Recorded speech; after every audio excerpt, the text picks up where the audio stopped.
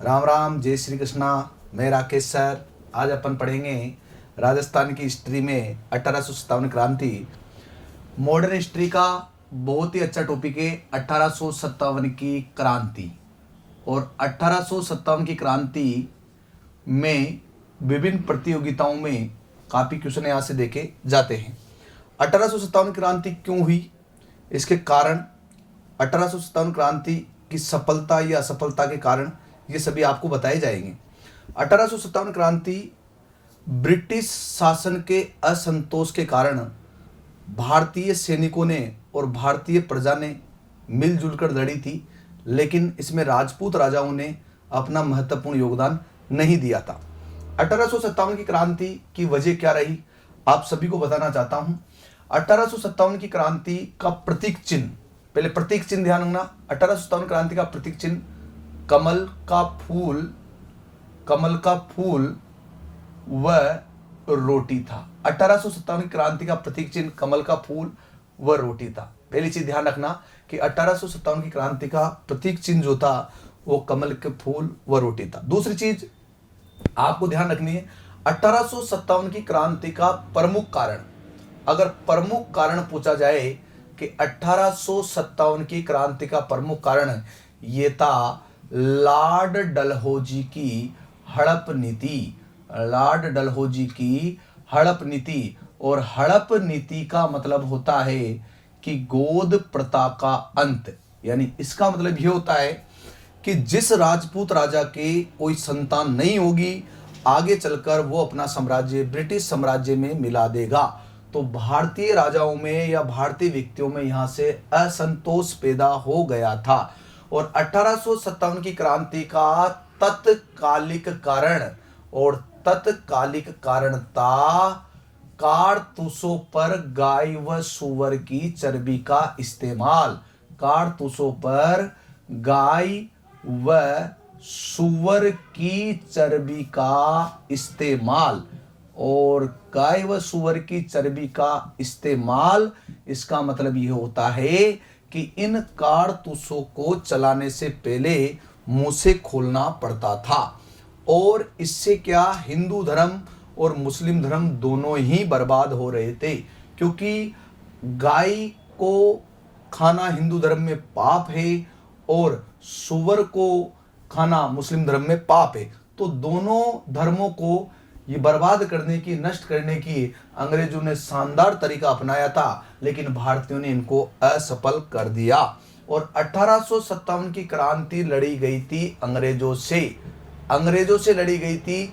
और 1857 क्रांति अंग्रेजों से लड़ी गई थी, लेकिन ये अंग्रेज भारत में क्यों आए थे, इसका भी मैं आपको डिटेल से बताऊंगा।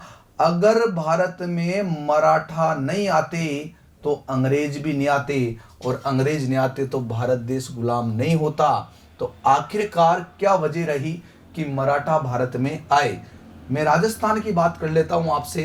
तो राजस्थान में बात करते हैं, बूंदी एक रियासत थी, और बूंदी रियासत का एक राजा था बुद्ध सिंह। थोड़ा सा समझ लीजिए आप, बुद्ध सिंह, और बुद्ध सिंह की पत्नी का नाम था अमर कंवरी। अमर कंवरी और बुद्ध सिंह की मेहनत का कोई परिणाम नहीं निकला। ये दोनों निसंतान थे बहुत उम्र तक। तो इन्होंने एक प्लान बनाया।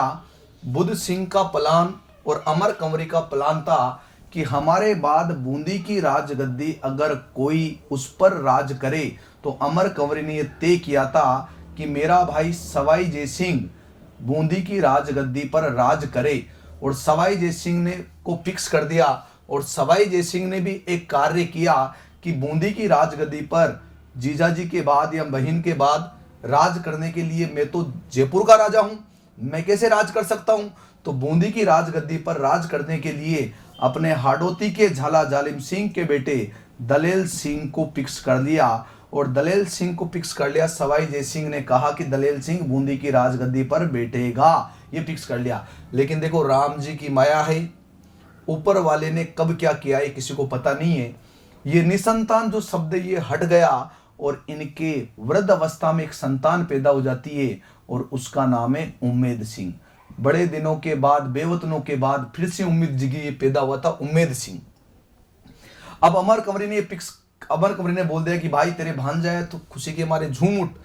सवाई जय सिंह ने कहा कि कैसे झूम उठूं, मैंने जो आदमी को फिक्स कर दिया वो आदमी राजगद्दी पर नहीं बैठ पाएगा, अब राजगद्दी पर भांजा बैठ पाएगा, मैं कैसे खुश हो सकता हूं, मेरे लिए तो दुख की बात है।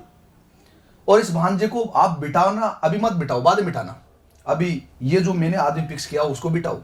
अमर कंवरी ने कहा कि नहीं भाई, कैसे बात करता है तू, राजगद्दी पर तेरा ही भांजा बैठेगा। सवाई जय सिंह ने कहा कि पहले तुमने क्यों कहा, मेरी बात बिगड़ रही है और राजगद्दी पर तो मैं बैठूंगा या मैं बिठाऊंगा आदमी को, ये इन्होंने फिक्स कर दिया।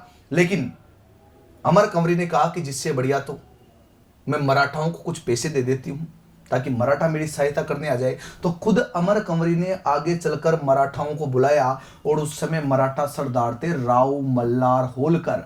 राव मल्हार होलकर ने कहा कि ठीक है, हम तो आने को तैयार हैं। राव मल्हार होलकर आया, सवाई जय सिंह ने इनको रोकने का प्रयास किया तो सवाई जय सिंह और मराठा सरदारों के मध्य युद्ध हुआ था। 1733 में मंदसौर का युद्ध हुआ था और उस मंदसौर के युद्ध में सवाई जय सिंह बुरी तरह से पराजित हुआ था। तो अगर आपसे क्वेश्चन पूछा जाए कि मराठाओं ने सर्वप्रथम में किस रियासत में प्रवेश किया था, तो आपका आंसर आएगा बूंदी रियासत। और उनको बुलाया था किसके द्वारा, अमर कंवरी के द्वारा। अब देखो, मराठा इतनी सीधी जाति नहीं थी जितना आप समझ रहे हो। मराठाओं का प्रमुख कार्य था, मराठा पिंडारियों का प्रमुख कार्य लूटपाट करना। बूंदी में उन्होंने सोने चांदी देखा, राजा रजवाड़ों का वो देखा, तो इन्होंने कहा कि वापस जाके भी क्या करेंगे। तो वापस जाके भी क्या करेंगे, तो इन्होंने यहाँ इतनी खतरनाक लूटपाट मचाई कि राजपूत राजाओं के पास हवेलियां और वो जमीनें ही बची थी, बस सब लूट ले गए थे, याद रखना। तो आखिरकार राजपूत राजा परेशान होंगे और राजपूत राजाओं ने परेशान होकर ईस्ट इंडिया कंपनी के साथ सहायक संधि की। और ईस्ट इंडिया कंपनी अंग्रेजों की कंपनी थी। इन्हीं अंग्रेजों ने भारत देश को धीरे धीरे गुलाम बना दिया और भारत देश को गुलाम बना दिया, धीरे धीरे आगे चलकर ये कार्य कर दिया। तो 1857 की क्रांति का परिणाम क्या था वो आपको बताया जाएगा। लेकिन आपसे कोई पूछेगा 1857 की क्रांति का प्रतीक चिन्ह क्या है, तो आपका आंसर होगा कमल का फूल व चपाती या रोटी 1857 की क्रांति का प्रतीक चिन्ह था। 1857 क्रांति के बीज तो यही बोधे गए थे जब लॉर्ड डलहौजी ने कहा था कि गोद प्रथा का अंत करो, गोद प्रथा निषेध है, कोई भी राजपूत राजा यानी कि बच्चे को गोद लेकर वंश नहीं चलाएगा और उसका राज्य ब्रिटिश साम्राज्य में मिला देगा। लेकिन आगे चलकर भारत के गवर्नर जनरल लॉर्ड कैनिंग साहब बने और लॉर्ड कैनिंग साहब ने तो हद ही कर दी यार, यानी कि सैनिक छावनी में जो कारतूसें पहुंचाई जाती थी उन कारतूसों पर गाय व सुअर की चर्बी लगा दी, जिनको चलाने से पहले मुंह से खोलना पड़ता था। अब मुंह से खोलना पड़ता था तो आपको पता है मुंह से कोई भी चीज खोलेंगे तो हल्का फुल्का तो चर्बी जाएगी सही मुंह में, तो इनसे दोनों धर्म भ्रष्ट होंगे। आखिरकार 1857 की क्रांति की क्या वजह रही मैं आपको बता रहा हूं।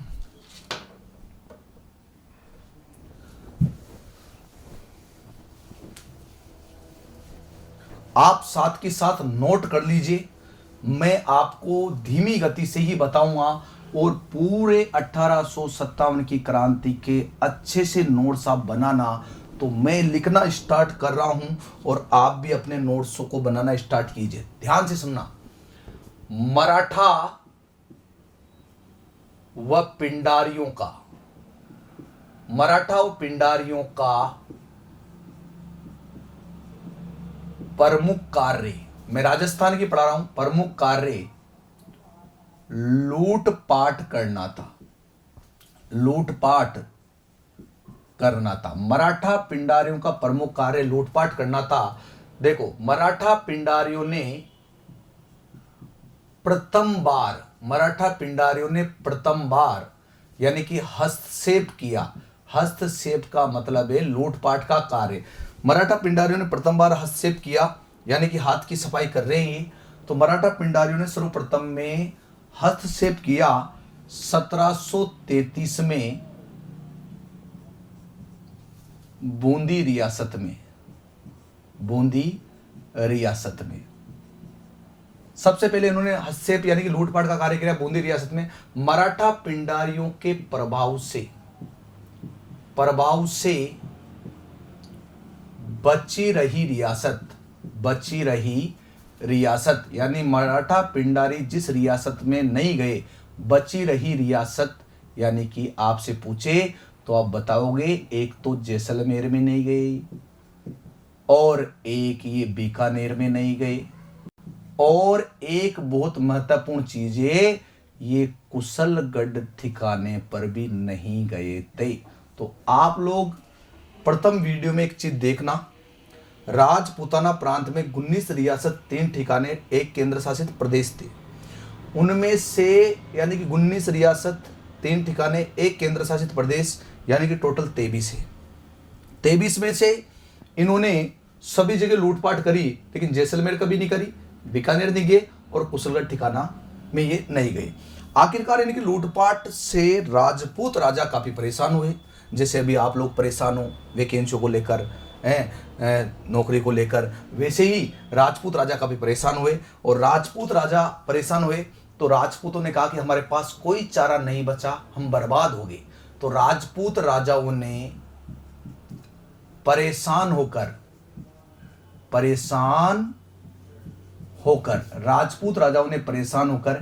EIC के साथ सहायक संधि करी। राजपूत राजाओं ने परेशान होकर EIC के साथ सहायक संधि की। अब यह भी ध्यान रखना कि सहायक संधि सबसे पहले किसने करी, तो सबसे पहले सहायक संधि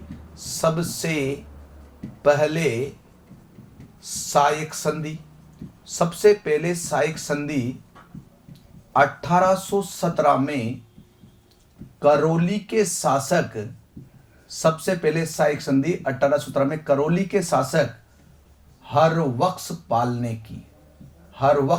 ने की। यह ध्यान रखना है आपको, सबसे पहले सहायक संधि करौली के शासक हरबख्श पाल ने की, और सबसे अंत में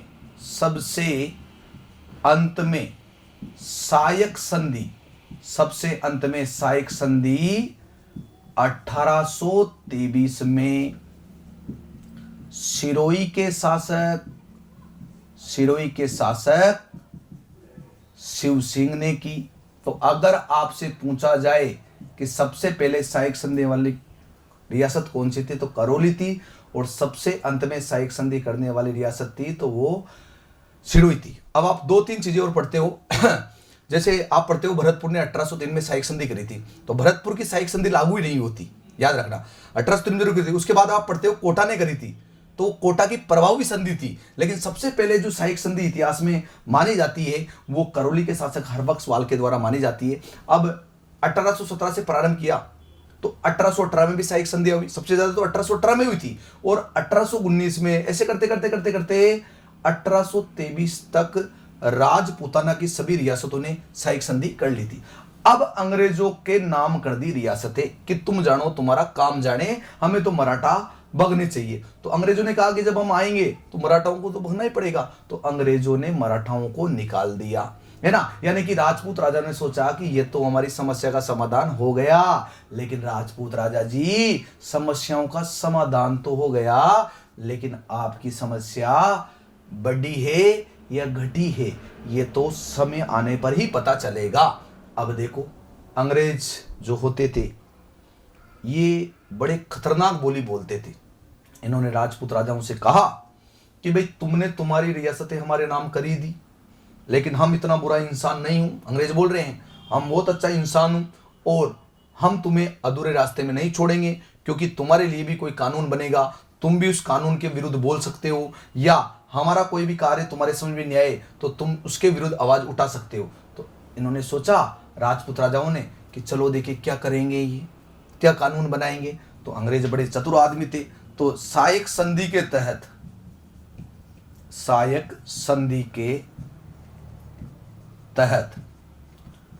1832 में राजपूताना रेजिडेंसी की स्थापना हुई। एग्जाम में आता ही क्वेश्चन, रेजिडेंसी की स्थापना की गई, और ये स्थापना की गई अजमेर में।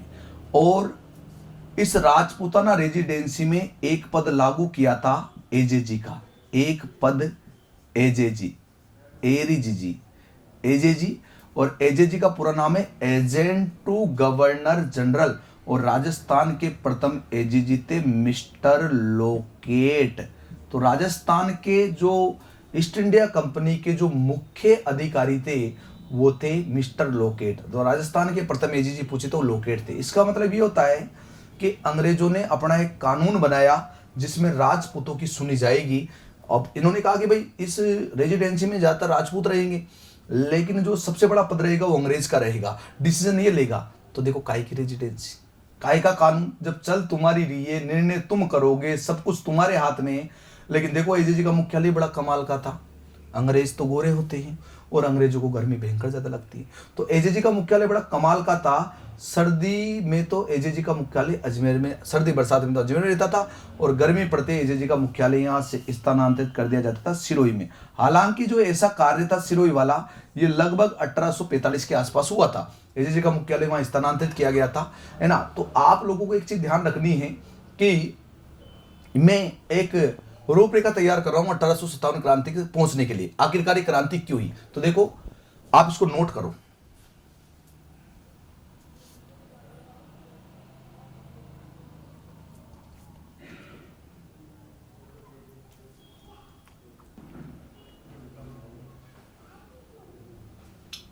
कर लिया नोट? अच्छा तारीख लो लो भाई विद्वान। 15 नवंबर 1817 को करौली के राजा ने करी थी, और 15 नवंबर 1823 को सिरोही के शासक ने करी। दोनों की नवंबर नवंबर है ना। तो देखो मराठा पिंडारियों का प्रमुख कार्य था लूटपाट करना। पहली चीज ध्यान रखोगे, मराठा पिंडारियों का प्रमुख कार्य था लूटपाट करना। मराठा पिंडारियों ने प्रथम बार हस्तक्षेप यानी लूटपाट का कार्य किया था सर्वप्रथम में राजस्थान में बूंदी रियासत में, क्योंकि आप राजस्थानी पढ़ रहे हो, मैं इंडिया लेवल की नहीं पढ़ा रहा, वो बाद में पढ़ाऊंगा। और मराठा पिंडारियों के प्रभाव से यानी ये जहां पर नहीं गए थे वो जगह थी जैसलमेर, बीकानेर, कुशलगढ़, यहाँ पर कभी भी नहीं गए थे। तो आखिरकार राजपूत राजा इनके लूटपाट से परेशान होकर इनको इनके सामने झुकना पड़ा, सहायक संधि करनी पड़ी। और सहायक संधि करी, सबसे पहले सहायक संधि 15 नवंबर 1817 को करौली के शासक हरवाक्सवाल ने करी। उसके बाद सभी रियासतें करती गई और अंत में सहायक संधि करने वाली रियासत सिरोही थी। और इस सहायक संधि के तहत अंग्रेजों ने एक कमेटी बनाई, अंग्रेजों ने एक कानून बनाया, अंग्रेजों ने एक गठन किया, अंग्रेजों ने यूं माना कि राजपूतों के कार्य करेंगे ये। तो 1832 में राजपूताना रेजिडेंसी की स्थापना की, जिसका मुख्यालय अजमेर में था, और आगे चल के 1845 के आसपास ये मुख्यालय सिरोही में स्थानांतरित कर दिया गया।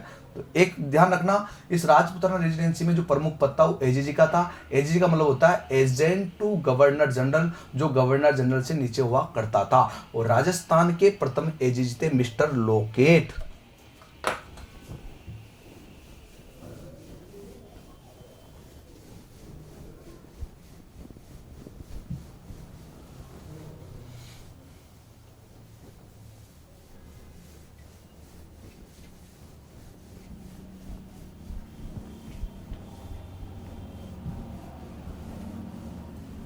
चलो ये तो लाल टीका, इसको तो लिखेंगे भाई, ये तो कोई बीच में से देखे उसका समझ में नहीं आया भाई क्या पढ़ रहे हैं।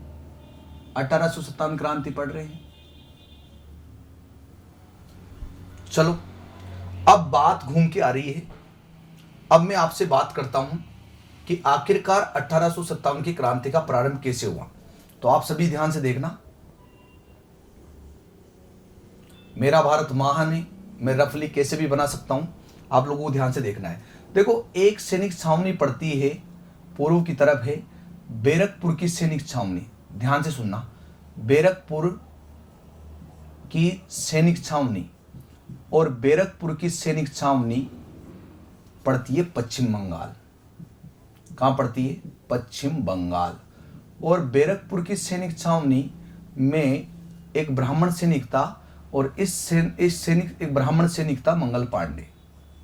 ब्राह्मण सैनिक मंगल पांडे, मंगल पांडे। और इस सैनिक छावनी के दो अंग्रेज सेनापति थे, या लेफ्टिनेंट जो भी आप बोलना चाहो बोल दो। और उसका एक का नाम था ह्यूसन और दूसरे का नाम था मेजरबाग। देखो लॉर्ड कैनिंग ने कहा था कि जो कारतूस है ना, एनफील्ड राइफलें, इनको सैनिक छावनी में दो और भारतीय व्यक्तियों को प्रैक्टिस करने दो। तो इस सैनिक छावनी में पहली बार दिए गए, और जब मंगल पांडे जी को दिए गए कि भाई ये कारतूस है, इसको खोल के चला, मंगल पांडे जी ने कहा कि साहब ऐसा मत करवाओ, मैं ब्राह्मण हूँ, ब्राह्मण देवता हूँ, और ब्राह्मण देवता थे, और मेरा धर्म बर्बाद हो जाएगा साहब।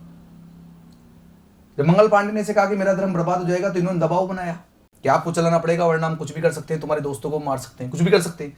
मंगल पांडे ने कहा यार नहीं माने, मंगल पांडे के पास आई कारतूस, मंगल पांडे ने कारतूस का ढक्कन खोला, और कारतूस का ढक्कन खोला, इन्होंने कहा कि धर्म तो बर्बाद हो ही चुका है, अब कुछ बचा ही नहीं, तो क्यों नहीं मैं ऐसा काम कर दूं कि मिसाल बन जाए। मंगल पांडे ने कारतूस खोली और दोनों को गोली मार दी।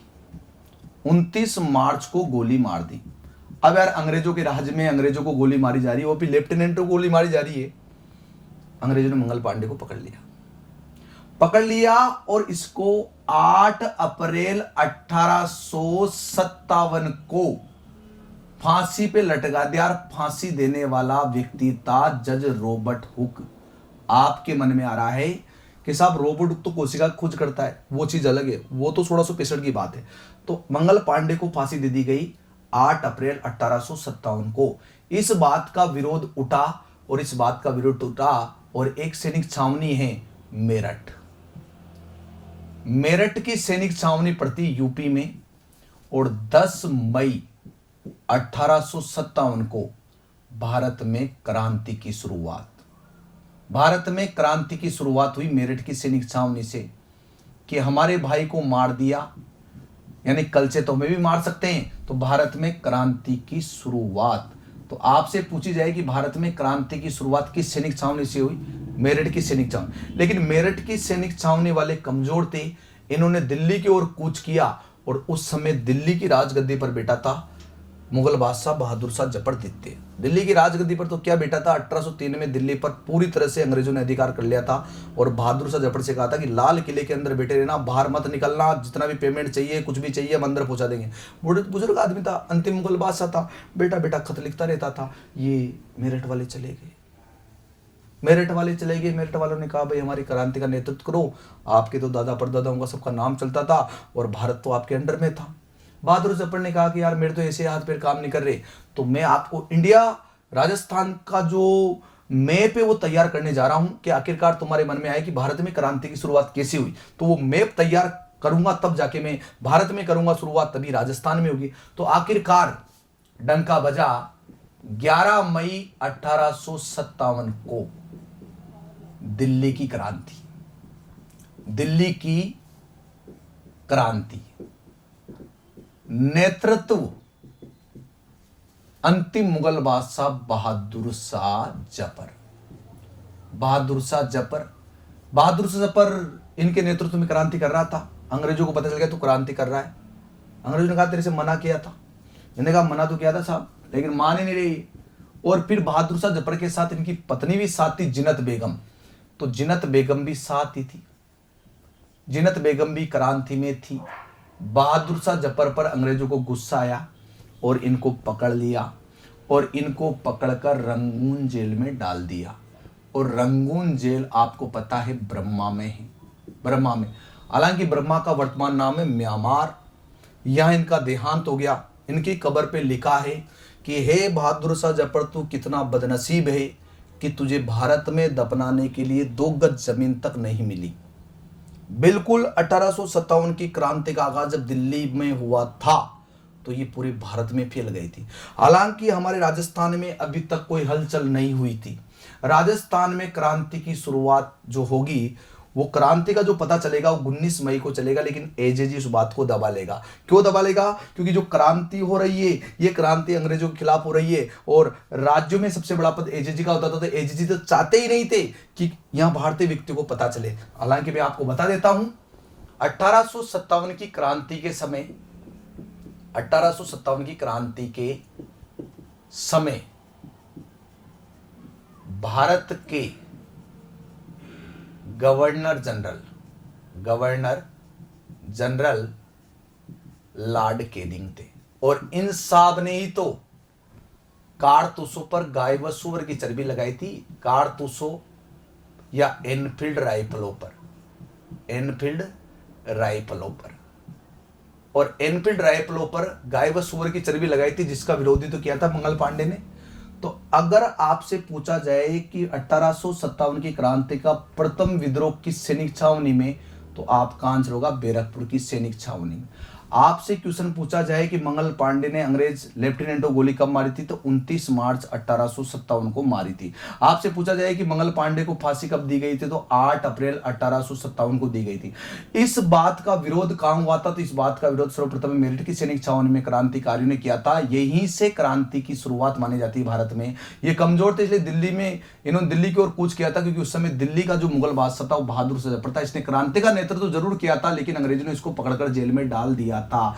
और 11 मई 1857 को दिल्ली में क्रांति हुई थी बहादुर शाह जफर के नेतृत्व में, जिसमें इनकी पत्नी जिन्नत बेगम ने भी इनका महत्वपूर्ण साथ दिया था। और 1857 की क्रांति का तत्कालिक कारण यह था कि कारतूसों पर गाय व सूअर की चर्बी का इस्तेमाल किया था, जिनको चलाने से पहले मुंह से खोलना पड़ता था।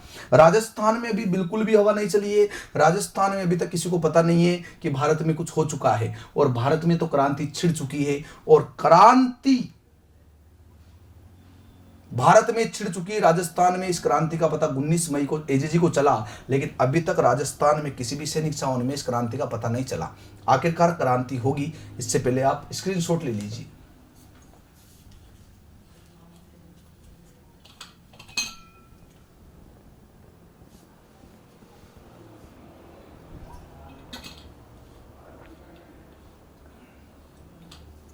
चलो चले आगे।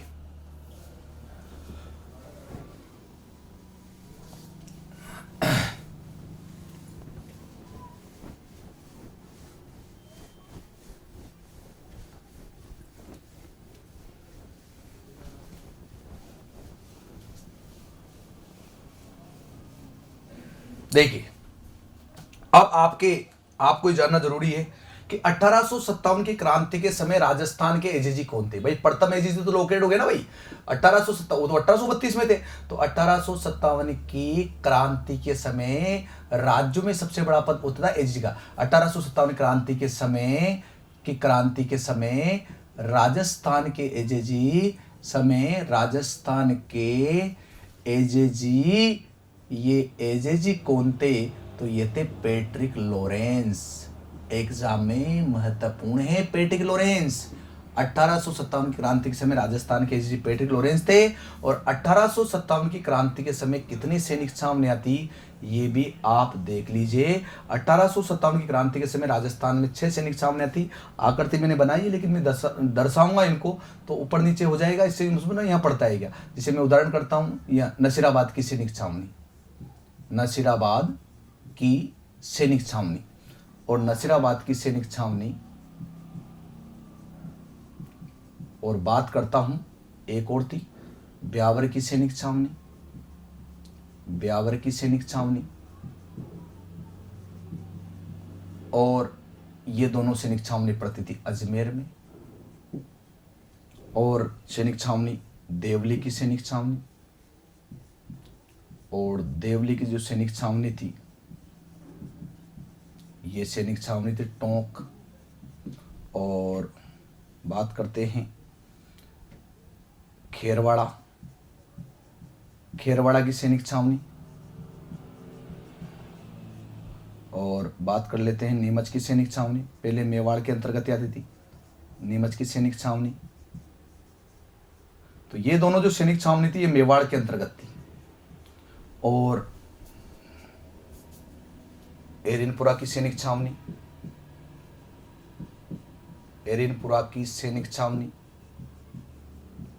और एरिनपुरा की सैनिक छावनी ये थी पाली। बात करता हूं 1857 क्रांति के समय राजस्थान में 6 सैनिक छावनियां थी। सबसे शक्तिशाली ये थी, सबसे शक्तिशाली सैनिक छावनी। 19 मई को एजेजी को सूचना मिल चुकी थी माउंट आबू में। एजेजी के पास 1857 की क्रांति की सूचना 19 मई को पहुंच चुकी थी, लेकिन एजेजी ने इस बात को दबाया। लेकिन देखो, बात दबाई नहीं जाती, आखिरकार ये पता चला। और 28 मई को नसीराबाद की सैनिक छावनी में, 28 मई 1857 को नसीराबाद की सैनिक छावनी में बख्तावर सिंह नामक एक क्रांतिकारी था, उसने न्यूबरी अंग्रेज की हत्या कर दी। यानी कि एक तो कम हो गया, न्यूबरी को तो कर दिया बरी। तो 1857 की क्रांति की शुरुआत राजस्थान में किससे मानी जाती है? नसीराबाद की सैनिक छावनी से मानी जाती है। नसीराबाद की सैनिक छावनी के बाद 1857 की क्रांति का दूसरा विद्रोह राजस्थान में जो माना जाता है वो माना जाता है 3 जून को नीमच में विद्रोह हुआ। 3 जून को हीरा सिंह और मोहम्मद अली बेग के नेतृत्व में नीमच में विद्रोह किया और 21 अगस्त को 21 हालांकि 5 जून को विद्रोह देवली में भी हुआ था, लेकिन ये जो किया था ये नीमच की सैनिक छावनी वालों ने किया था 5 जून को। और 21 अगस्त 1857 को एरिनपुरा की सैनिक छावनी में भी विद्रोह हुआ था। तो देखो ध्यान रखना, ब्यावर की सैनिक छावनी और खेरवाड़ा की सैनिक छावनी में कोई विद्रोह नहीं हुआ। राजस्थान में सर्वप्रथम में विद्रोह जो हुआ था वो 28 मई 1857 को नसीराबाद की सैनिक छावनी में हुआ था। तो 1857 की क्रांति की शुरुआत नसीराबाद की सैनिक छावनी से मानी जाती राजस्थान में, और भारत में मानी जाती मेरठ की सैनिक छावनी से। भारत की याद रखो तो 10 मई है और राजस्थान की याद रखो तो 28 मई है। वहां याद रखो तो आप याद रखोगे नीमच की सैनिक याद रखोगे तो आप वहां आपको अगर याद रखना है तो मेरठ की सैनिक छावनी याद रखना है, और यहां रखना है तो नसीराबाद की सैनिक छावनी याद रखना है। 4 सैनिक छावनियों में विद्रोह हुआ था जबकि 2 में बिल्कुल भी विद्रोह नहीं हुआ था। स्क्रीनशॉट ले लीजिए।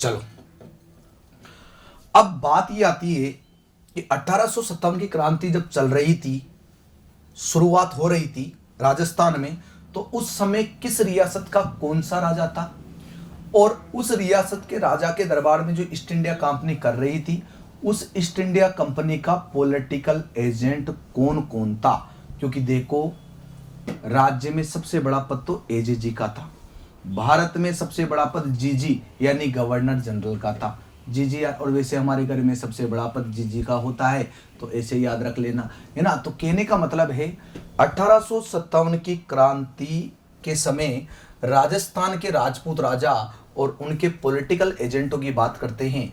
पॉलिटिकल एजेंट क्या होता है? जैसे मैं बात करता हूं कोटा में कंपनी कार्य कर रही है, तो उस कंपनी को संभालने वाला जो मेन अधिकारी होता था वो पॉलिटिकल एजेंट होता था। उस समय राजा कौन था? वो राजा भी आपको कभी कभार एग्जाम में डायरेक्ट क्वेश्चन आता है कि 1857 की क्रांति के समय कोटा का राजा कौन था, जयपुर का राजा कौन था। तो ये मैं आपको दर्शाता हूं, तो आपका अगला एपिसोड हो जाएगा कि 1857 क्रांति के समय राजस्थान के राजपूत राजा और उनके पॉलिटिकल एजेंट। तो सर्वप्रथम मैं बात करता हूं कोटा का शासक। तो कोटा का शासक था राव राम सिंह, और राव राम सिंह का पॉलिटिकल एजेंट था मेजर बटन। अभी तुम लिख लो, इसकी घुंडियां तोड़ेंगे अभी कुछ देर बाद। और बात करते हैं मारवाड़ का शासक कौन था? तो मारवाड़ का जो शासक है 1857 की क्रांति के समय, मारवाड़ का शासक है तख्त सिंह, और तख्त सिंह का पी का मतलब पॉलिटिकल मेक मोशन था। और बात करते हैं 1857 की क्रांति के समय मेवाड़ का शासक कौन था? तो बात करते हैं कि मेवाड़ का शासक था स्वरूप सिंह, और स्वरूप सिंह का पॉलिटिकल एजेंट था सावर्स। बात करते हैं भरतपुर का शासक कौन था 1857 क्रांति के समय? तो भरतपुर का शासक था जसवंत सिंह, और जसवंत सिंह का पॉलिटिकल एजेंट, तो जसवंत सिंह का पॉलिटिकल एजेंट था मोरिसन। बात करते हैं 1857 की क्रांति के समय जयपुर का शासक कौन था? तो जयपुर का जो शासक था वो राम सिंह सेकंड था, और राम सिंह सेकंड का पॉलिटिकल एजेंट कौन था? तो राम सिंह सेकंड का पॉलिटिकल मेजर एल्डन था। बात करते हैं 1857 की क्रांति के समय सिरोही का शासक कौन था? जैसे संभाग्य वाइज मान लो आप, तो सिरोही का शासक शिव सिंह था, संधि करने वाला भी यही था। तो शिव सिंह का पॉलिटिकल एजेंट कौन था? ये था जेडी होल। बात करते हैं, अब देखो पॉलिटिकल एजेंट संभाग्य वाइज रहता था, तो कंपनी को संभालते थे। जैसे कोटा बूंदी 12 के बाद में बनाया, कोटा बूंदी झालावाड़, इनका पॉलिटिकल एजेंट एक ही हुआ करता था। जैसे बात करते हैं कुछ राजा, एक दो और लिख देता हूं जो अपने काम आएंगे क्रांति में। बीकानेर का शासक 18, तो बीकानेर का शासक था सरदार सिंह, और इनका पॉलिटिकल एजेंट मारवाड़ के अंतर्गत आ जाएंगे। 8वां बात करते हैं करौली का शासक, काम आएगा अपने ये आगे चल के क्रांति के दौरान। करौली का शासक मदन पाल था। और 9वीं बात कर लेते हैं अपन झालावाड़ का शासक। झालावाड़ का शासक पृथ्वी सिंह था। अन्य बहुत सारा था। टोंक का शासक वजीरुद्दौला था। अन्य बहुत सारे थे, लेकिन अपने जो काम आएंगे वो अपन लिख लेंगे। तो आप लोग ये पॉलिटिकल एजेंटों के बिना क्रांति नहीं चलेगी, और क्रांति के समय कौन कौन सा राजा है इनके बिना भी क्रांति नहीं चलेगी। तो आप स्क्रीनशॉट ले लीजिए कि 1857 क्रांति के समय कौन सा राजा और उसका पॉलिटिकल एजेंट कौन था।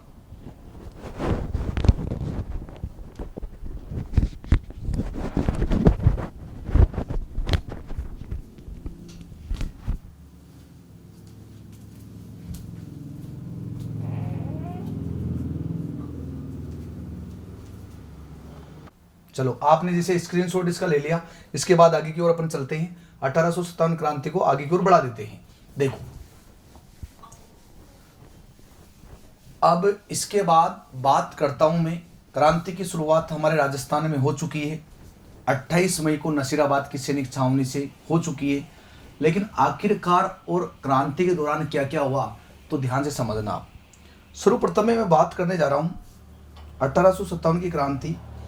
जब मैं आपको बता रहा हूं, जैसे बात करता हूं एरिनपुरा क्रांति के दौरान, एरिनपुरा या आहुआ की क्रांति, एरिनपुरा या आहुआ की क्रांति। अब एरिनपुरा या आहुआ ये पड़ता है पाली में, ध्यान समझना। एरिनपुरा या आहुआ ये पड़ता है पाली में, और पाली पड़ता है मारवाड़ में। भाई एरिनपुरा या आहुआ की क्रांति हो रही है, तो एरिनपुरा जब आहुआ की क्रांति हो रही है तो एरिनपुरा या आहुआ कहाँ पड़ता है? पाली में पड़ता है। और पाली का है? मारवाड़ में। और उस समय मारवाड़ का जो शासक था, क्योंकि जिम्मेदारी तो इसके ऊपर है ना, मारवाड़ का शासक था तख्त सिंह। अब भैया 1857 की क्रांति के समय मारवाड़ का शासक तख्त सिंह है, और तख्त सिंह का पॉलिटिकल एजेंट है मैकमोहन। कौन है? मैकमोहन। तो देखो इन में क्या मित्रता रहती थी। तो पॉलिटिकल एजेंट कहता था कि जब मेरे पे कोई भी समस्या आएगी तो उस समस्या का समाधान आप करोगे? तख्त सिंह ने कहा बिल्कुल करेंगे। तख्त सिंह ने कहा कि अंग्रेजों की तरफ से मुझे कोई दिक्कत आएगी? मैकमोहन ने कहा कि बिल्कुल हम हैं, कोई दिक्कत वाली बात नहीं है। अब 1857 की क्रांति में एरिनपुरा या आहुआ की क्रांति हुई 21 अगस्त को, और इसका नेतृत्व किया ठाकुर कुशाल सिंह चंपावत। ठाकुर कुशाल सिंह चंपावत ये ठाकुर था आहुआ का। तो ठाकुर कुशाल सिंह चंपावत ने अंग्रेजों के खिलाफ विद्रोह कर दिया। तो ठाकुर कुशाल सिंह चंपावत के नेतृत्व में अंग्रेजों के खिलाफ विद्रोह किया गया, और यह विद्रोह किया गया था 21 अगस्त। तो 21 अगस्त 1857 को ठाकुर कुशाल सिंह चंपावत के नेतृत्व में एरिनपुरा या आहुआ का विद्रोह किया गया। जब विद्रोह किया गया अंग्रेजों के खिलाफ, तो अंग्रेज अधिकारी पॉलिटिकल एजेंट ने कहा तख्त सिंह की कि भैया जिम्मेदारी ली थी ना, ये क्या हो रहा है? तुम्हारे ही राज्य का व्यक्ति हमारे खिलाफ विद्रोह कर रहा है। तख्त सिंह ने कहा कि डरने की कोई जरूरत नहीं, जब तक हम हूं तुम्हारा कोई कुछ नहीं बिगाड़ सकता। तो तख्त सिंह ने इसको समझाने के लिए अपने 2 पति भेजे, सेनापति भेजे। और सेनापति जो भेजे, सेनापतियों का नाम बड़ा कमाल था, क्योंकि नाम पहले ऐसे हुआ करते थे। एक का नाम था ओनाड़ सिंह पंवार और दूसरे का नाम था फौजदार राजमहल। दोनों खतरनाक सेनापति थे, फौजदार राजमहल। ठाकुर कुशाल सिंह चंपावत के पास ही आए। ठाकुर कुशाल सिंह चंपावत के नजदीक आकर ठाकुर कुशाल सिंह चंपावत को ऐसा लगा था कि यार चलो, अपने राज्य के व्यक्ति है और राजा जी ने अपना साथ देने के लिए भेजे हैं, लेकिन क्या पता था ठाकुर कुशाल सिंह चंपावत को कि ये तो अंग्रेजों से मिले हुए हैं। इन दोनों से ठाकुर कुशाल सिंह चंपावत ने पूछा कि भैया कैसे आए हो। इन दोनों ने कहा कि हम तो आपको लेने आए हैं, या तो आप राजी मर्जी से चलो या आपको जबरदस्ती ले जाएंगे। ठाकुर कुशाल सिंह चंपावत ने कहा कि जनता का आशीर्वाद मेरे साथ है और जनता के प्रति ही मैं लड़ रहा हूं, और आप मेरे को ले जाओगे ये मुझे दिख नहीं रहा। तो ठाकुर कुशाल सिंह चंपावत ने कहा कि तुम मिले हो अंग्रेजों से, तो फिर बात ही क्या है, फिर तो आ जाओ तुम चौड़े में, फिर तो आ ही जाओ। तो 8 सितंबर 8 सितंबर 1857 को ठाकुर कुशाल सिंह चंपावत और तख्त सिंह के सेनापतियों के मध्य एक युद्ध हुआ था, बिथोड़ा या बिटोरा का युद्ध। और ये युद्ध हुआ था पाली में। और इस बिथोड़ा या बिटोरा के युद्ध में ठाकुर कुशाल सिंह चंपावत ने इन दोनों की हत्या कर दी। बहुत सारी किताबों में लिख रहा है कि हाँ, हथीकोट नामक सेनापति मारा गया था। अब हथीकोट मारा गया, कौन मारा गया, लेकिन ओनाड़ सिंह पंवार और फौजदार भेजे गए थे। इन दोनों की तो ठाकुर कुशाल सिंह चंपावत ने क्या कर दी थी, हत्या कर दी थी। यानी कि जब 2 सेनापतियों को ठाकुर कुशाल सिंह चंपावत ने ये देखा कि भाई तुम राजस्थान के व्यक्ति हो, सेनापति हो, तुम्हें मेरा साथ देना चाहिए था, तुम अंग्रेजों की तरफ से लड़ने के लिए आ रहे हो, तो फिर मैं तुम्हें छोड़ दूंगा क्यों। तो ठाकुर कुशाल सिंह चंपावत ने इन दोनों को मौत के घाट उतार दिया। यानी अंग्रेजों की परेशानी बढ़ गई, तख्त सिंह के पसीने पसीने आ गए। और तख्त सिंह के जब पसीना आया तो मेघ मौसन ने कहा कि डरने की कोई जरूरत नहीं है, हम जाऊंगा, हम अंग्रेज सेना लेकर जाऊंगा और ठाकुर कुशाल सिंह चंपावत को पकड़कर लाऊंगा। ठाकुर कुशाल सिंह चंपावत से लड़ने के लिए मेघ मौसन आ चुका है। ठाकुर कुशाल सिंह चंपावत मुस्कुरा रहा है। ठाकुर कुशाल सिंह चंपावत जब मुस्कुरा रहा है तो मेघ मौसन ने कहा, ठाकुर कुशाल सिंह चंपावत मुस्कुरा रहा है तो मेघ मौसन बोलता है कि तुमको हमसे डर नहीं लगता है।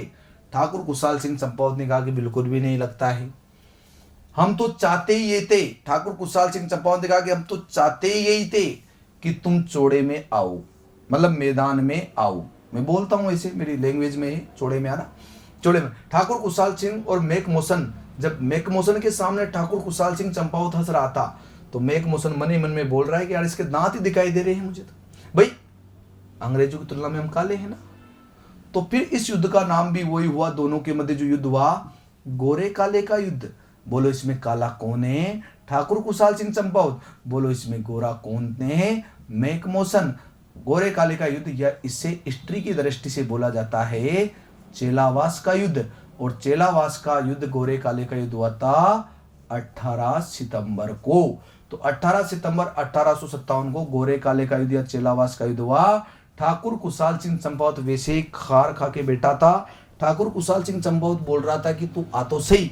जैसे ही मेघ मौसन आया तो मेघ मौसन की गर्दन काट दी ठाकुर कुशाल सिंह चंपावत ने। ये देख सकते हो गर्दन यहाँ पड़ी हुई है, ये गर्दन काट दी और गर्दन काटकर आवा के किले पर लटका दी। गर्दन काटकर आवा के किले पे लटका दी। बड़ा खतरनाक आदमी था ये, आवा के किले पे लटका दी। ठाकुर कुशाल सिंह चंपावत ने गर्दन काटकर आवा के किले पर पाले में लटका दी। यानी अंग्रेज पसीना पसीना हो गए। अंग्रेजों ने सोचा कि इतना हमारी हुकूमत को टक्कर देने वाला अगर धरती पर कोई पैदा हुआ है, ठाकुर कुशाल सिंह चंपावत ने कहा कि बिल्कुल हम पैदा हुए हैं। और 1857 की क्रांति के 2 विजय स्तंभ, 1857 क्रांति के 2 विजय स्तंभ यानी जीत की निशानी, विजय स्तंभ मतलब होता है जीत की निशानी।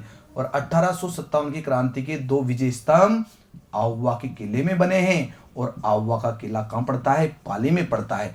1857 की क्रांति के 2 विजय के जीत की निशानियां, आवा के किले में, आवा का किला कहां पड़ता है? पाली में। आप स्क्रीनशॉट ले लीजिए, एक बार मैं आपको समझाता हूं।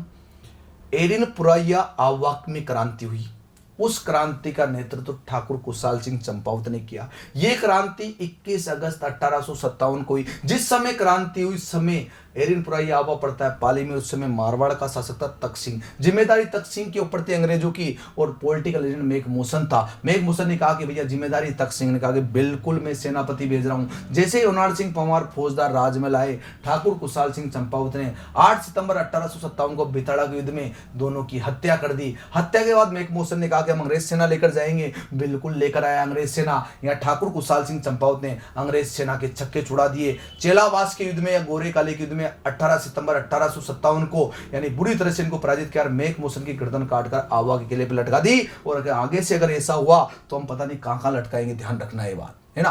तो 1857 की क्रांति के 2 विजय स्तंभ आवा में बने हुए हैं, और आवा का किला कहां पड़ता है? पाली में। अंग्रेजों की परेशानियां बढ़ रही थी, अंग्रेजों की हुकूमत को ललकार दिया। वो भारत के गवर्नर जनरल तक बात चलेगी। भारत के गवर्नर जनरल ने राजस्थान के एजीजी से कहा भैया ये क्या हो रहा है? राजस्थान के एजीजी ने कहा कि मैं कुछ करता हूं, क्योंकि सबसे बड़ा पद राज्य में एजीजी का था और उनसे छोटा पद पॉलिटिकल एजेंट का था। जैसे बात करता हूं मैं, भारत में सबसे बड़ा पद गवर्नर जनरल, राज्य में सबसे बड़ा पद एजीजी, और रियासतों में या संभागीय वाइज पॉलिटिकल एजेंट का पद था। यहां अगर ये कुछ कर नहीं पाते थे तो फिर सारा कार्य एजीजी को करना पड़ता था। स्क्रीनशॉट ले लीजिए आप।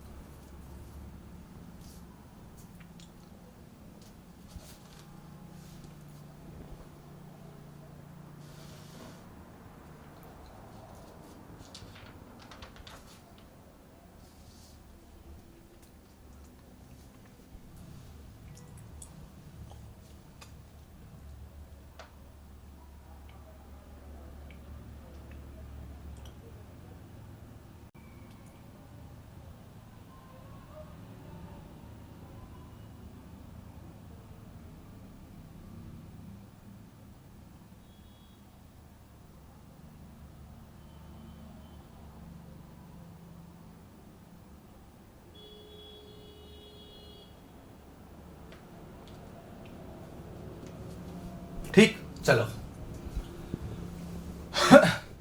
देखो, अंग्रेजी हुकूमत को ललकार दिया। अंग्रेजों के दिमाग में ये बात तो फिट बैठ चुकी थी कि यार ये जो ठाकुर कुशाल सिंह चंपावत है, ये 1-2 आदमी से बस का नहीं होगा, ये 1-2 आदमी इसको नियंत्रण नहीं कर पाएंगे। तो अंग्रेजों ने दिमाग लगाया कि कुछ किया जाए। अब कुछ किया जाए तो क्या किया जाएगा? इन्होंने सोचा कि जो बड़ी बड़ी सैनिक छावनियां हैं ना, उनकी सेना को मिलाओ और उनकी सेना को मिला के मारवाड़ भेजो, और मारवाड़ भेजो और ठाकुर कुशाल सिंह चंपावत को पकड़ के लाओ, उसको बंदी बनाओ, जेल में डालोगे, इसको कुछ न कुछ करेंगे उनके साथ। तो देखो क्या होता है, अगला गेम क्या होता है, ठाकुर कुशाल सिंह इस गेम को कैसे फेल करता है आखिरकार देखा ध्यान से।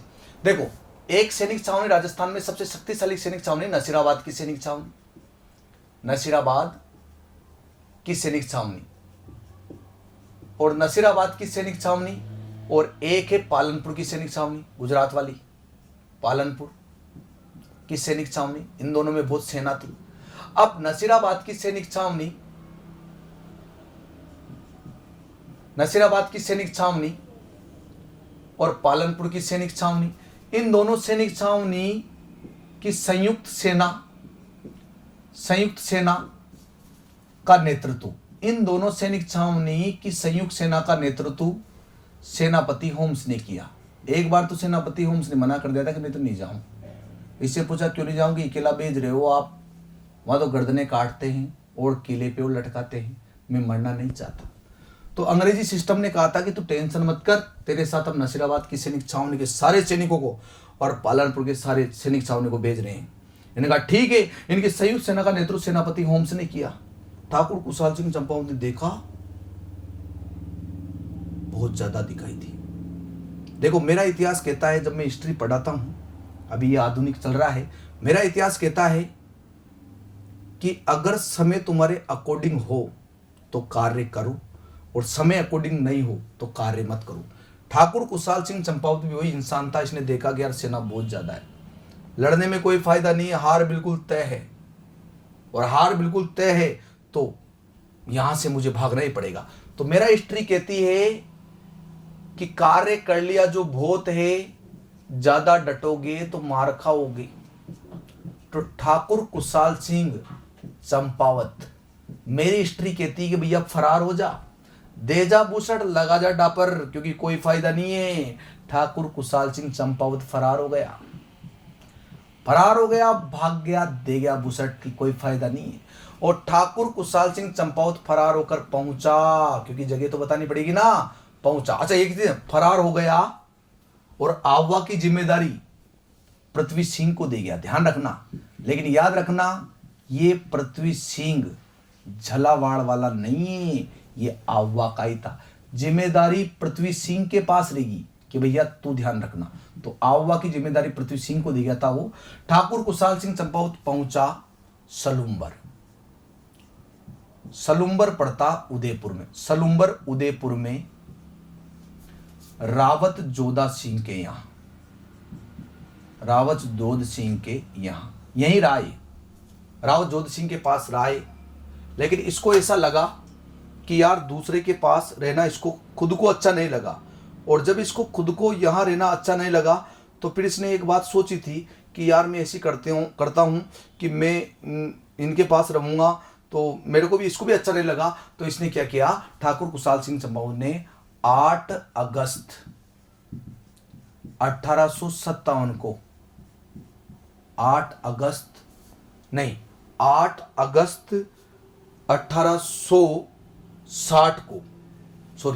1860 को आत्मसमर्पण कर दिया। कुछ समय तो राय आत्मसमर्पण किया, अंग्रेजों को अपने आप को सौंप दिया, आत्मसमर्पण किया।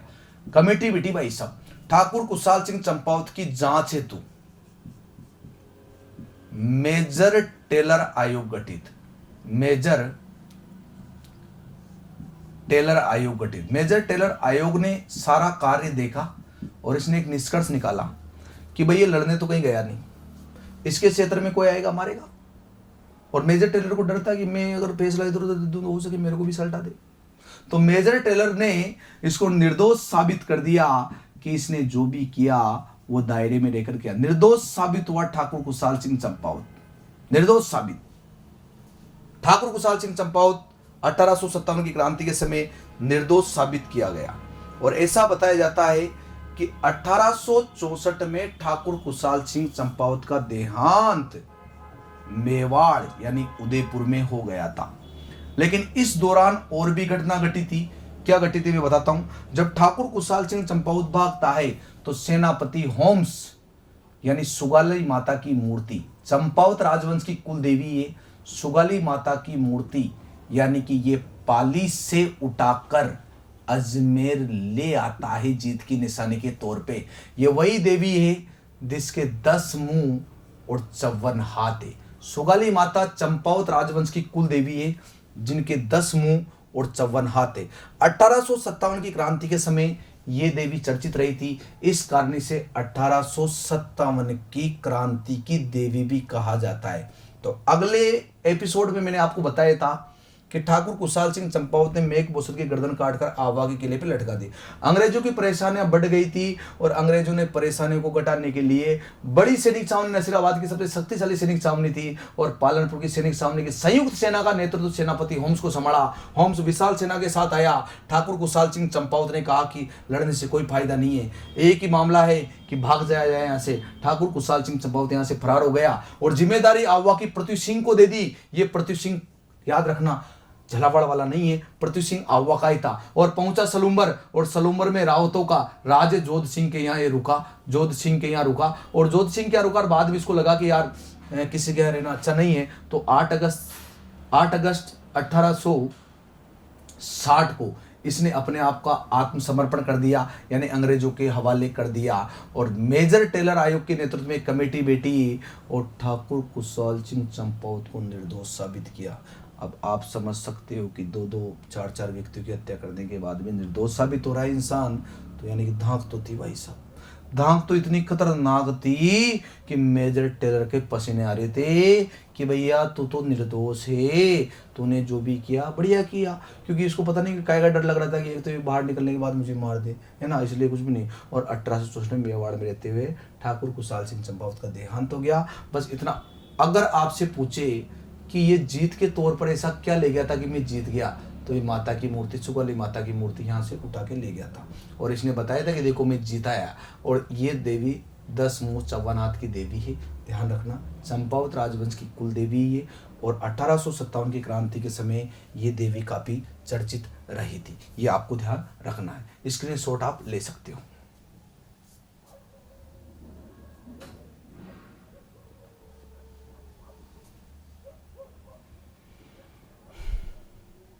चलो ले लिया। चलो अब इसके बाद देखते हैं हम, क्रांति का दौर आगे की ओर चल रहा है।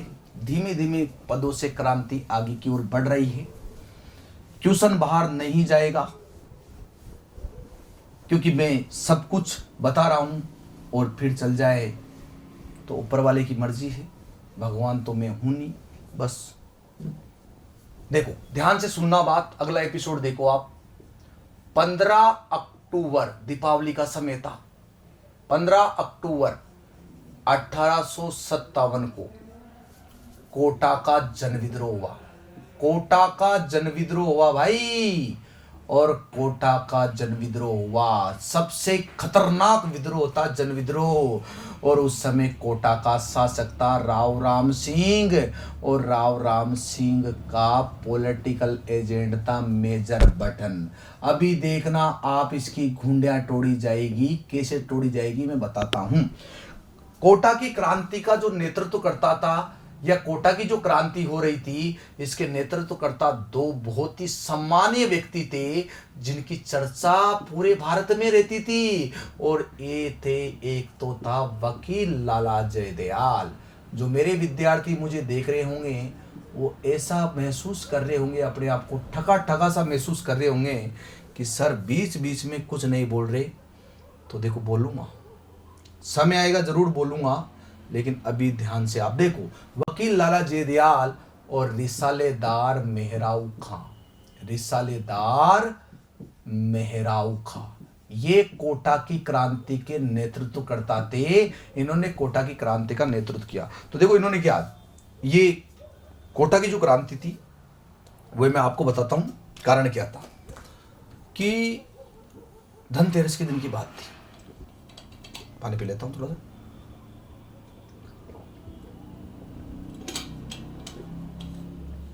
धनतेरस की बात थी। अब धनतेरस की बात थी तो सभी व्यक्ति मार्केट से सामान लाए। दीपावली पे भाई सब भोजन वोजन बनाएंगे। तो कोटा की प्रजा ने एक चीज देखी कि जो खाद्य सामग्री थी, उस खाद्य सामग्री में हड्डियों का चूर्ण मिला रखा था। तो जैसे रसोइयों में महिलाओं ने वो खोल के देखी, उसमें तो हड्डियों का चूर्ण मिला। सभी महिलाओं ने अपने अपने पति से कहा कि क्या ले आया। तो सबने कहा कि हमारे घर भी ये है, तीसरे ने कहा हमारे घर भी ये है, तीसरे ने कहा हमारे घर भी ये है। तो ये जनता ने विद्रोह किया था, ये कोई सैनिकों का विद्रोह नहीं था। तो जन विद्रोह कर दिया, कोटा की जनता सड़कों पर उतरी। कोटा की जनता ने कहा कि राव राम सिंह अंग्रेजों का साथ दे रहा है। कोटा की जनता ने कहा कि राव राम सिंह सुनो हमारी ललकार, बंद करो तुम भ्रष्टाचार। और कोटा की जनता ने कहा कि पापियों का साथ देने वाला भी पापी होता है, और पापियों का साथ देने वाला भी पापी होता है। और हम विरोध करते हैं राव राम सिंह सहित मेजर बटन के घेर लिया। कोटा की जनता ने बंदी बना लिया। और मेजर बटन के 2 पुत्र थे। कई बार गलती हो जाते है, आपसे भी हो जाते है, मुझसे भी हो जाते हैं। पुत्रों का नाम याद रखोगे आप, आर्थर व फ्रैंक, आर्थर व फ्रैंक। और एक डॉक्टर था या अंग्रेज डॉक्टर, सेल्डर कोटम, या ऐसे सॉरी, यहां एक डॉक्टर था, उसका नाम था सेडलर कोटम। तो ध्यान रखना, डॉक्टर का नाम था सेडलर कोटम। तो एक तो सेडलर कोटम ये डॉक्टर था। तो देखो ये तो थे 2 पुत्र और ये थे डॉक्टर साहब। कोटा की जनता ने सेडलर कोटम और मेजर बटन के दोनों पुत्रों की हत्या कर दी। ये आया तोप लेके कि हमारे पुत्र को मारा है, हमारे डॉक्टर को मारा है, हम छोड़ेंगे नहीं तुम्हें। कोटा की जनता ने कहा तू आ तो सही, मत थारो इंतजार कर लिया यार, मतलब तुम कर दिया। तो देखो, मेजर बटन की गर्दन काटकर, मेजर बटन की गर्दन काटकर, या मेजर बटन की गर्दन काटकर लकड़ी या बहुत सारी जगह बताते हैं भाला पर लटका कर सारे कोटा में घुमाया, लटका कर सारे कोटा में घुमाया, कोटा में घुमाया। ऐसा हाल किया इसका, पूरे कोटा में इसकी गर्दन को घुमाया गया। और गर्दन काटने वाला जो व्यक्ति था वो था भवानी सिंह पलटन, और भवानी सिंह पलटन ने इसकी गर्दन को पलट दिया। देखो आप, ऊपर से नीचे आ गई गर्दन। भवानी सिंह पलटन ने इसकी गर्दन को काट के पूरे कोटा में घुमाया। अब यहां सबसे ज्यादा गहरी चोट लगी थी अंग्रेजों को, और क्योंकि ये लगी थी क्योंकि क्रांतिकारियों ने, कोटा की जनता क्रांतिकारियों ने 6 महीने तक कर्फ्यू रखा था। यहाँ सैनिक छावनी पर अधिकार कर लिया था, जहां जहां कोटा का अधिकार था। जितने भी सूरज पोल, गणेश पोल, जितने भी पोल है, सारे पोलों पर क्रांतिकारी चढ़ गए थे ऊपर। और जो अंदर अंग्रेज थे, वो अंग्रेज अंदर तलब गए थे। भाई साहब, कोटा का सबसे खतरनाक विद्रोह था जन विद्रोह। और राजस्थान के एजीजी ने फटाफट आदेश दिया, राजस्थान के एजीजी हरकत में आया। पहले गवर्नर जनरल ने भी इसको आदेश दिया। राजस्थान के एजीजी 1857 क्रांति के समय राजस्थान के पैट्रिक लॉरेंस ने आदेश दिया कि भैया ये क्या हो रहा है। पैट्रिक लॉरेंस ने आदेश दिया कि ये क्या हो रहा है। पैट्रिक लॉरेंस का आदेश सुना, और पैट्रिक लॉरेंस का आदेश सुन के सेनापति आया, और सेनापति का नाम था रॉबर्ट्स। और रॉबर्ट्स जी आ रहे हैं, और इसके साथ करौली के मदन पाल भी आ रहे हैं। करौली का मदन पाल अंग्रेजों का हिमायती था भाई साहब। इन्होंने आकर वकील लाला जेदयाल से वार्ता करी और राम सिंह को रिहा करवा दिया। यानी कि राम सिंह तो रिहा हो गया, और राम सिंह रिहा हो गया। अंग्रेजों की मदद करी है किसने? इसने करी मदन पाल ने। अंग्रेजों ने कहा कि तूने हमारी मदद करी है। अंग्रेजों ने 17 तोपों की सलामी दी इसको, 17 तोपों की सलामी, और कोटा से सलामी का अधिकार छीन लिया। 1857 की क्रांति के बाद कोटा से सलामी का अधिकार छीना गया, और कोटा की पहले 17 तोपें थी, तो कोटा के पास सिर्फ कोटा को कितनी सलामी का अधिकार रहने दिया? 13। यानी कोटा की सलामी का अधिकार छीन लिया गया या कम कर दिया गया। ऐसा बताया जाता है कि आगे चलकर वकील लाला जेदयाल, रिसलदार मेहरान खां को फांसी पे लटका दिया गया, और 1857 की क्रांति का सर्वाधिक प्रभाव। मदन पाल के बारे में और जानना चाहो तो जान लो, मदन पाल को जीसीआई की उपाधि भी दी गई थी। जीसीआई की उपाधि grand commander state of India, grand commander state of India, GCI की उपाधि। कुछ दिनों बाद मदन पाल ही खुद ही मर गए। तो 1857 की क्रांति का सर्वाधिक प्रभाव कोटा में था।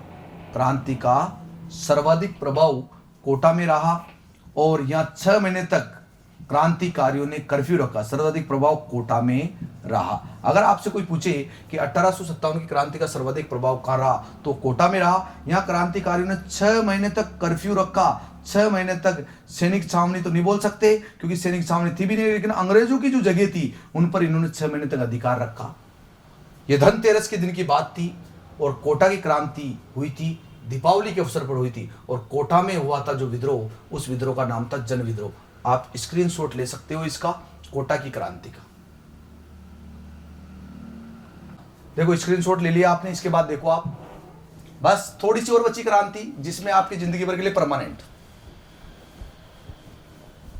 फिर उसके बाद आप इसको कैसे भी पढ़िए, सारा मामला परमानेंट हो जाएगा, कुछ छोड़ूंगा नहीं। देखो अब इसके बाद देखते हैं हम क्रांति में आगे की ओर चलते हैं। तो क्रांति में आगे की ओर क्या चलते हैं, तो देखो मैं आपको बताता हूं। तो 3 जून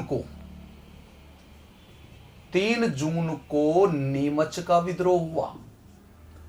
कहाँ का विद्रोह? नीमच का विद्रोह। और 3 जून को नीमच का विद्रोह हुआ। नीमच की सैनिक छावनी उस समय पड़ती थी मेवाड़ के अंडर में, और मेवाड़ का जो शासक था, क्योंकि क्रांति शासकों से चलेगी, मेवाड़ का जो शासक था वो था स्वरूप सिंह, और स्वरूप सिंह का पॉलिटिकल एजेंट था सावर्स, जैसा कि मैं आपको लिखा चुका हूं। अब क्या हुआ, 3 जून को नीमच का जो विद्रोह हुआ था, ये विद्रोह हुआ था 2 व्यक्ति के नेतृत्व में। तो इसके नेतृत्वकर्ता 2 थे।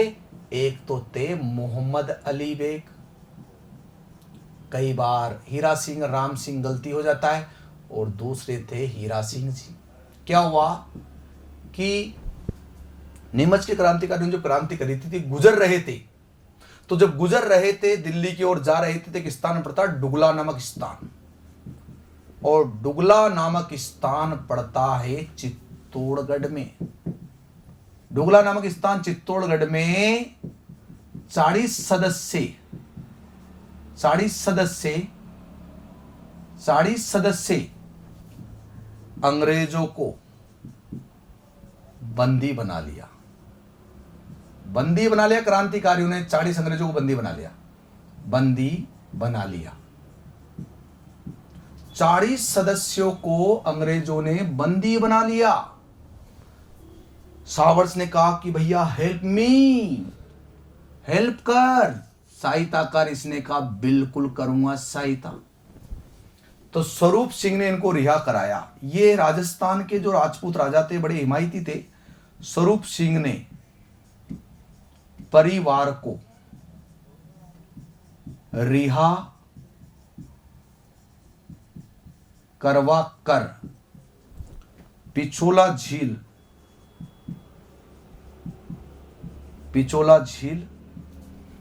के जग मंदिर में शरण दी। पिछोला झील के जग मंदिर में शरण दी। देख रेख का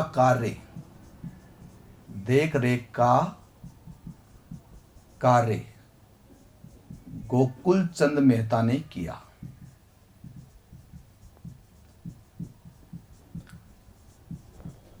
ये मेवाड़ की क्रांति थी। छोटी मोटी बातें जो मैं आपको बता रहा हूं। इस दौरान धौलपुर में विद्रोह हुआ था। धौलपुर में देवा गुजर के नेतृत्व में विद्रोह किया गया था। उस समय 1857 क्रांति के समय वहां के जो राजा थे वो भगवंत सिंह थे। उधर टोंक में भी विद्रोह हुआ था। तो वजीर-उद-दौला उस समय वहां के शासक थे। टोंक एकमात्र ऐसी रियासत थी जिसमें क्रांति के समय महिलाओं ने भाग लिया था।